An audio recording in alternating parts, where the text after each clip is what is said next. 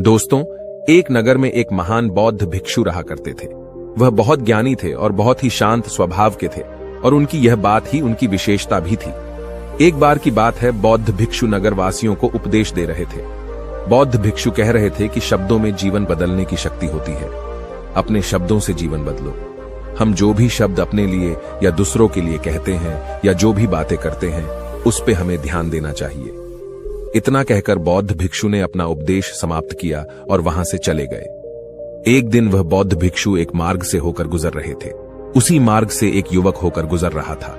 उस युवक ने जब उन बौद्ध भिक्षु को देखा तो वह जोर जोर से हंसने लगा और कहने लगा, अरे साधु महाराज, आप तो ढोंगी है। आपके उपदेशों में यह कहने से कि शब्दों में बड़ी ताकत है, आपकी बात सत्य नहीं हो जाएगी। ये सब सिर्फ बातें हैं। भला ऐसे कैसे हो सकता है कि शब्दों से हमारा जीवन बदल सकता है। उस युवक की सारी बातें उन भिक्षुओं ने ध्यानपूर्वक सुनी और उसके बाद वह मुस्कुराते हुए उस युवक से कहते हैं, बेटा, नाद से ही तो यह दुनिया प्रकट हुई है और अच्छे शब्दों के पीछे भी नाद ही होता है जो पूरा जीवन बदल देता है। वह बौद्ध भिक्षु उस युवक से कहते हैं, देखो, मैं तुम्हें अपने अनुभव से बता रहा हूं, लेकिन फिर भी तुम्हें यकीन न हो तो तुम इसे खुद आजमा कर देख सकते हो। उन बौद्ध भिक्षु की यह बात सुनकर युवक थोड़ा सा गंभीर हो गया।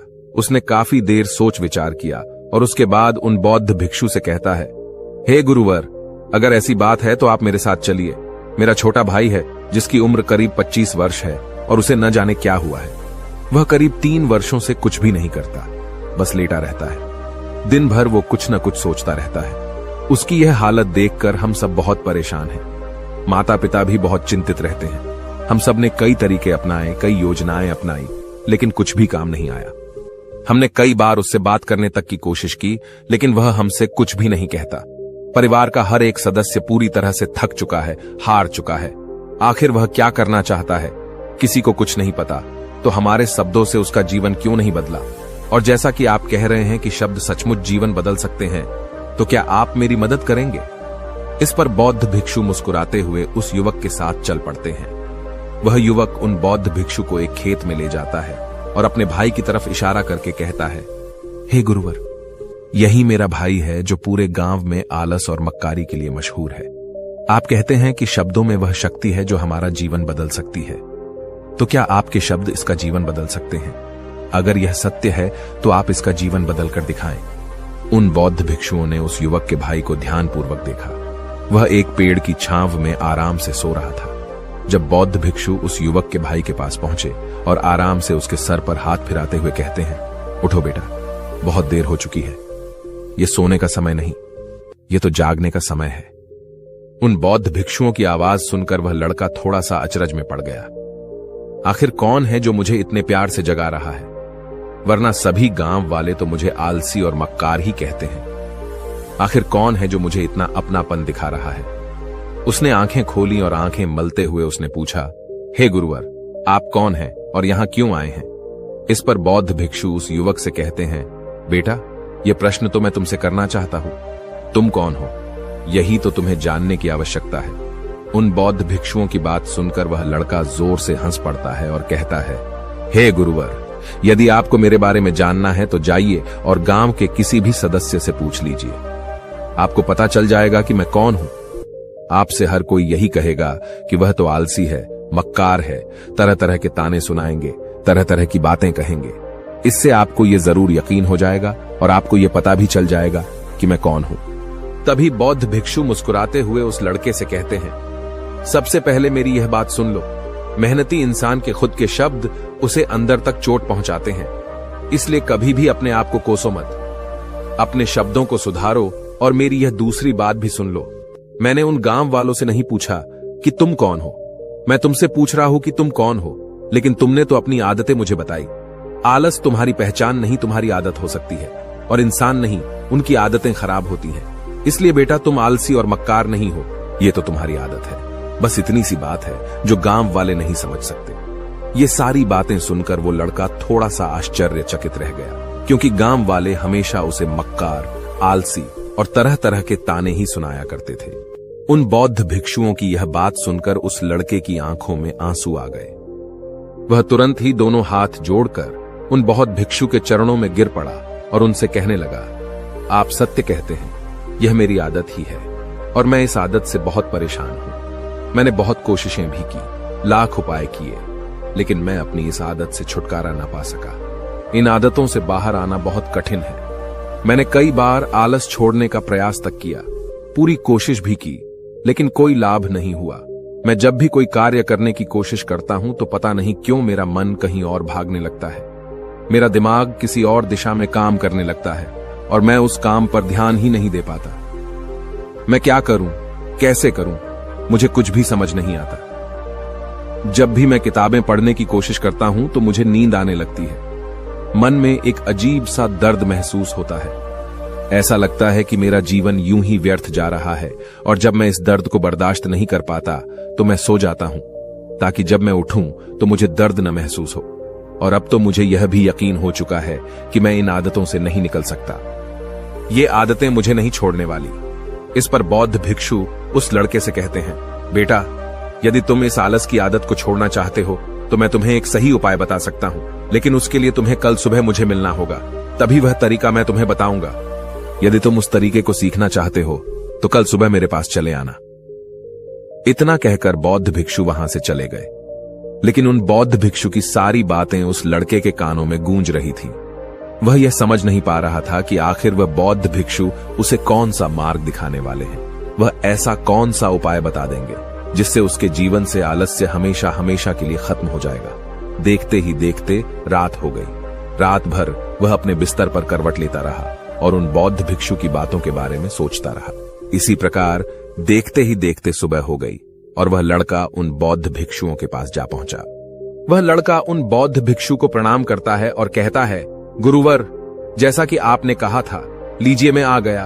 अब मुझे वह मार्ग बता दीजिए जिसे मैं अपने जीवन से इस आलस्य को निकाल सकता हूं। तभी बौद्ध भिक्षु उस लड़के से कहते हैं, बेटा, जब भी तुम्हारा मन दुविधा में हो, तुम निर्णय न ले पा रहे हो और तुम्हारे मन में तरह तरह के प्रश्न उठ रहे हो कि मैं क्या करूं, कैसे करूं, इस कार्य को पूर्ण कैसे करूं, यह सब कैसे होगा, तब तुम वास्तविकता में अपने अतीत से सोच रहे हो कि पिछली बार तुम्हारे ऐसा करने पर क्या हुआ, या अतीत में तुमसे लोगों ने क्या कहा था।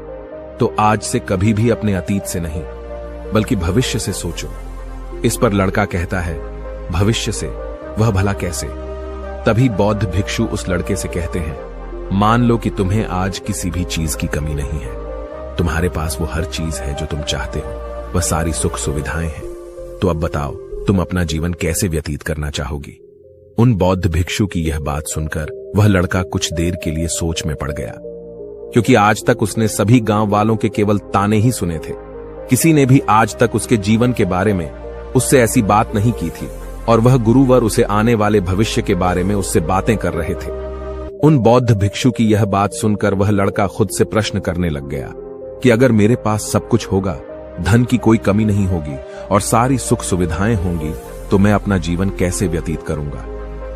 कुछ देर सोच विचार करने के बाद वह उन बौद्ध भिक्षु से कहता है, गुरुवर, मैं यह दुनिया घूमना चाहूंगा, पहाड़ों पर चढ़ना चाहूंगा, समुद्र की रेत पर चलना चाहूंगा और मैं एक बहुत बड़ा व्यापारी बनना चाहूंगा। तभी अचानक उस लड़के का ध्यान टूट गया और वह उन बौद्ध भिक्षु से कहता है, परंतु हे गुरुवर, यह सब कैसे संभव होगा? केवल मेरी मात्र सोच लेने से तो यह सब पूरा नहीं होने वाला। उसके ऐसा कहते ही उसके अतीत में बीती हुई सारी घटनाएं उसकी आंखों के सामने से गुजरने लगी और वह एक बार फिर से निराश होने लगा।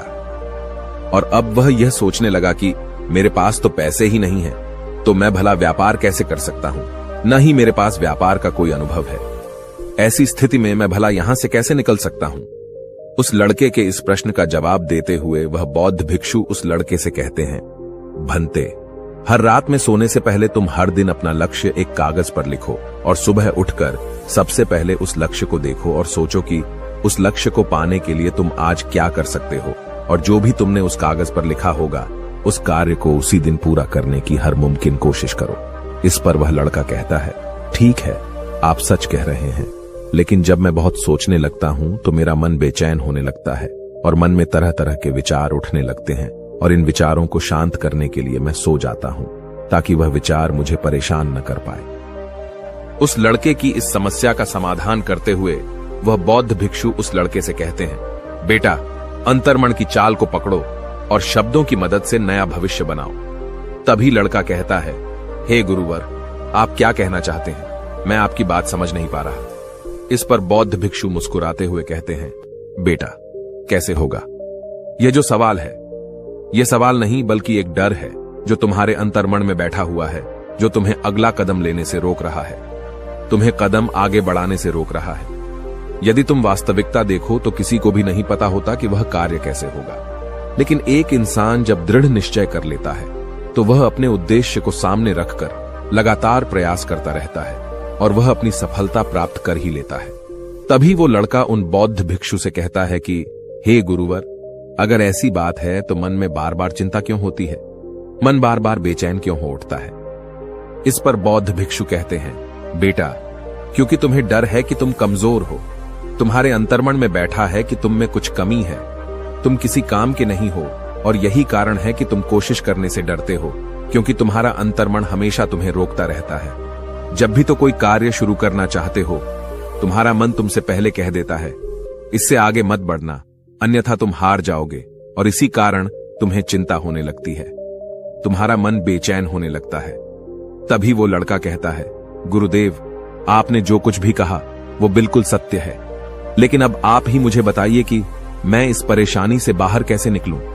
इसका जवाब देते हुए वो बौद्ध भिक्षु उस लड़के से कहते हैं, बेटा, इस समस्या का समाधान बहुत ही आसान और सरल है। तुमने देखा होगा कि अक्सर ही हम अपने आप को दोष देते रहते हैं, अपने आप को तरह तरह के अपशब्द कहते रहते हैं जो हमारे अंतर्मन में जाकर बैठ जाते हैं और वही हमें आगे बढ़ने से रोकते हैं। और इन शब्दों का हम पर बहुत गहरा प्रभाव भी पड़ता है, क्योंकि जैसा हम खुद से कहते हैं, जैसा हम पूरी भावनाओं के साथ सोचते हैं, हम वैसा ही बनते चले जाते हैं। इसलिए यदि तुम खुद को बदलना चाहते हो तो कि तुम भी काबिल बन सको, तो तुम्हें अपने अंतर्मन को नए संदेश देने की जरूरत है, जैसे कि मेरे शरीर का हर एक कण, हर एक हिस्सा, हर एक विचार शांति और ऊर्जा से भरा हुआ है।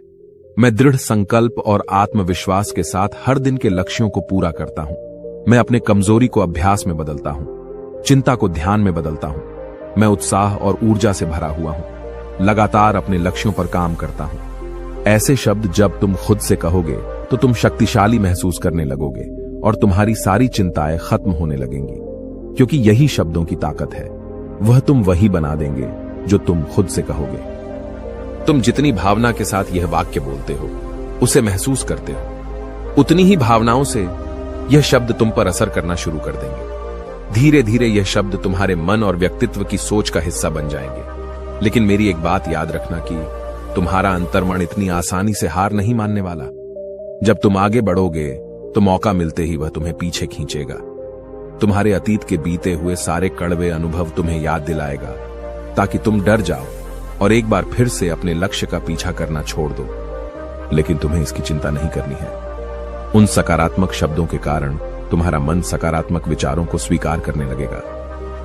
आगे वह बौद्ध भिक्षु उस लड़के को चेतावनी देते हुए कहते हैं, मेरी एक बात और याद रखना कि तुम्हारा ध्यान आलस्य पर नहीं होना चाहिए, अर्थात तुम्हें कभी आलस नहीं मिटाना, बल्कि तुम्हें एक नए भविष्य का निर्माण करना है, एक नए व्यक्तित्व का निर्माण करना है। तुम्हारा पूरा ध्यान केवल इस पर ही होना चाहिए। उन बौद्ध भिक्षुओं की बात सुनकर लड़का कहता है, ठीक है गुरुवर, आप जैसा कहते हैं मैं वैसा ही करूंगा। तभी वह बौद्ध भिक्षु उस लड़के से कहते हैं, बेटा, अभी तो मैं इस गांव से जा रहा हूं, लेकिन कुछ सालों के बाद मैं वापस आऊंगा। इतना कहकर बौद्ध भिक्षु वहां से चले गए और वह लड़का अपने घर लौट गया। लेकिन अब उस लड़के के मन में तरह तरह के विचार चल रहे थे। वह लड़का यह सोच रहा था कि अगर मैं अपनी मनपसंद जिंदगी जीने लगूंगा, अगर मैं दुनिया घूमने लगा, नए लोगों से मिलने लगा और अपनी पसंद का काम करने लगा, तो मेरी जिंदगी कैसी होगी। उस बात को ध्यान करके उसने एक कागज पर अपना लक्ष्य लिखा और लिखकर सो गया। अगली सुबह जब उसकी आंखें खुली तो उसने उस पेपर पर लिखा हुआ लक्ष्य एक बार दोहराया। उसके बाद वह कुछ देर के लिए शांत हो गया। तभी उसे उन बौद्ध भिक्षु की बात याद आई कि तुम अपने लक्ष्य के लिए आज क्या कर सकते हो। उसने खुद से सवाल किया कि मैं आज अपने इस लक्ष्य को प्राप्त करने के लिए क्या कर सकता हूं। तभी उसे एक बार फिर से उस पेपर की तरफ ध्यान दिया। उस पेपर पर लिखा था कि मैं बाजार जाता हूँ और लोग व्यापार करने की कौन सी चीजें, कौन से सामान लेकर आते हैं। मैं उन चीजों को देखता, उन चीजों को पता करता। वो पढ़ने के बाद तुरंत ही बाजार चला गया। वह अलग अलग दुकानों पर बैठा उन्हें देखा, लेकिन उसे कुछ समझ नहीं आ रहा था, क्योंकि लोग अलग अलग व्यापार कर रहे थे, अलग अलग तरह की चीजें और सामान ले रहे थे, और किसी ने उसकी कोई मदद नहीं की। वह बहुत उदास हो गया और निराश होकर वापस घर लौट आया। तभी उस लड़के को उन बौद्ध भिक्षु की एक और बात याद आई। शब्दों में बहुत ताकत है और शब्द हमारा जीवन बदल सकते हैं। उसे वह सकारात्मक विचार याद आए। वह उन्हें सुबह शाम दोहराने लगा और अब से वह हर दिन ऐसा ही करता। देखते ही देखते 1 महीना बीत चुका था, लेकिन अब तक उसके जीवन में कोई बदलाव नहीं आया था। अब वह लड़का यह सोचकर निराश होने लगा था कि उसके जीवन में तो कुछ भी परिवर्तन नहीं हो रहा। लेकिन 1 महीने के बाद उसे महसूस हो रहा था कि वह पहले से अच्छा महसूस कर रहा है। उसका दिमाग अब अच्छी तरह से सोच पा रहा है। वह पहले से ज्यादा चलने फिरने लगा है। धीरे धीरे उसे समझ में आने लगा कि जो लोग आगे बढ़ते हैं, महान काम करते हैं, उनकी सोच में कितना अंतर होता है। वे लोग हमेशा शक्तिशाली विचार सोचते हैं। दूसरों की छोटी सोच और डर से वह कभी प्रभावित नहीं होते। जब भी उनके सामने कोई मुश्किल आन पड़ती है तो वह घबराते नहीं, बल्कि उस समस्या का समाधान निकालते हैं। इस समस्या के समाधान पर ध्यान केंद्रित करते हैं और न ही वह कभी किसी का इंतजार करते हैं। वह केवल खुद पर विश्वास करते हैं और तुरंत ही कदम आगे बढ़ाते। जब उस लड़के को ये सारी बातें समझ में आने लगीं, तो उसने भी धीरे धीरे अपने कदम आगे बढ़ाने शुरू किए। उसने बिल्कुल वैसा ही व्यवहार करना शुरू किया। अब से वो कभी खाली नहीं बैठता था। जब भी उसका मन करता, वो बाजार जाता और लोगों के बारे में जानता समझता कि वो किस प्रकार व्यापार कर रहे, कौन से चीजें खरीद रहे हैं और किन चीजों पर उन्हें लाभ हो रहा है। और जब उसका मन करता तो अपने पिता की मदद भी करता था। वो अपने पिता के साथ मंडी में जाता, वहां पर जाकर मोल भाव करता। ते हमेशा कुछ न कुछ सीखने में ही जुटा रहता है। तभी एक दिन गांव में एक मसाले का व्यापारी आया।